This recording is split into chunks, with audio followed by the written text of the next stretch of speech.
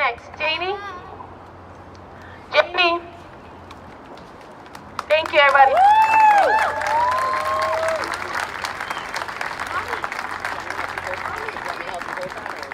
Hi, everyone. My name is Janie, and this is my 9-year-old Destiny, and this is the sign that she created.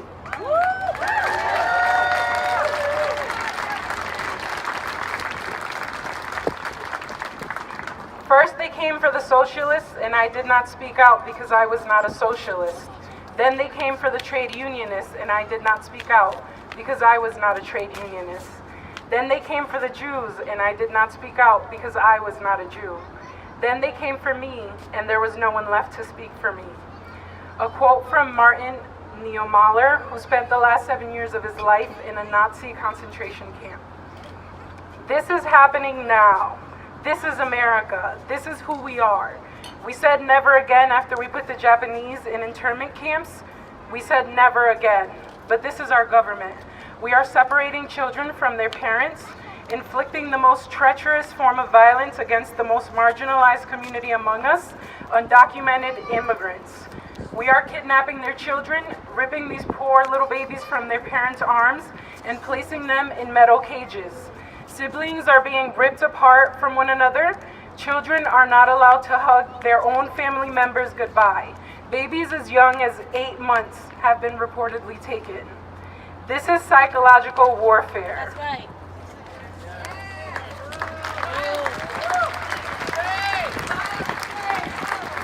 This is a human rights violation. And yesterday our government decided it would be easier to withdraw from the UN Human Rights Council than to stop ripping innocent children away from their mother's arms.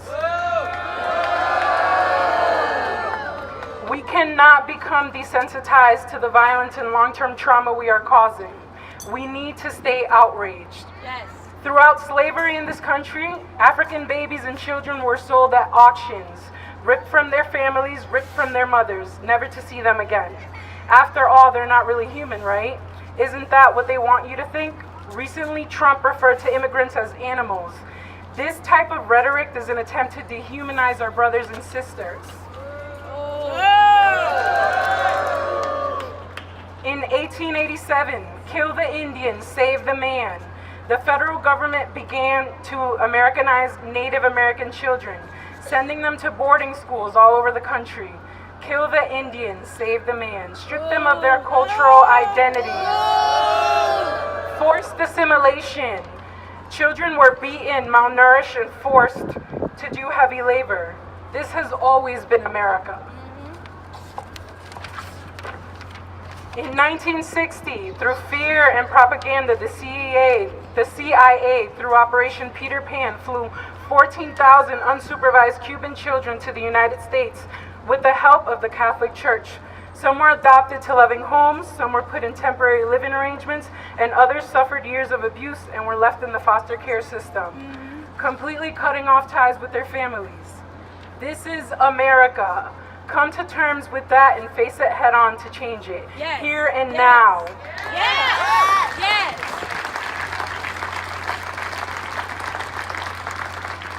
The inaction and apathy of the majority is what allows fascist or colonial regimes to commit atrocities against our fellow humans.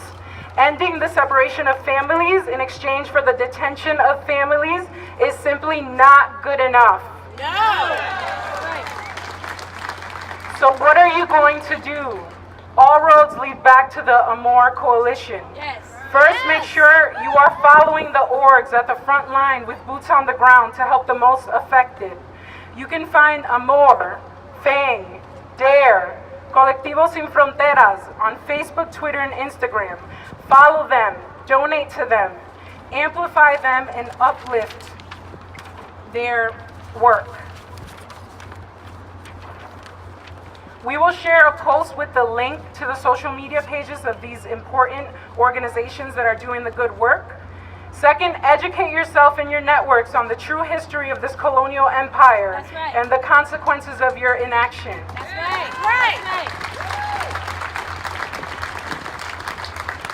We must dismantle white supremacy in all places it hides and ways it manifests. Yes. Yes.